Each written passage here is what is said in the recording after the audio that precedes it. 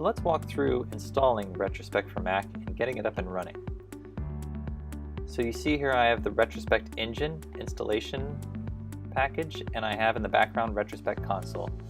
What you download from the website is the Retrospect console, and when you drag it into the applications folder and then launch it, this will come up because you also need to install the Retrospect engine. The Retrospect engine runs in the background, so you don't always have to be running the console for the backups to be running.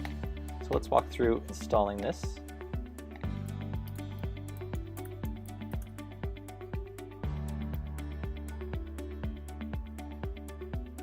It's going through the installation process.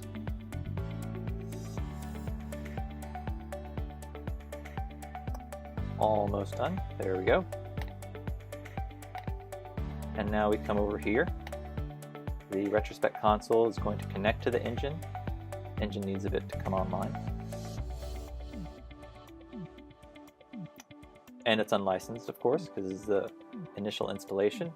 I'm going to grab my trial key, type it in there, and there we go.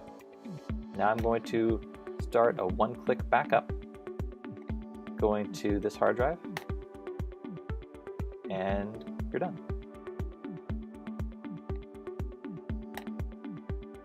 And you see right here, we have all of the Proactive AI sources listed in the one-click backup script.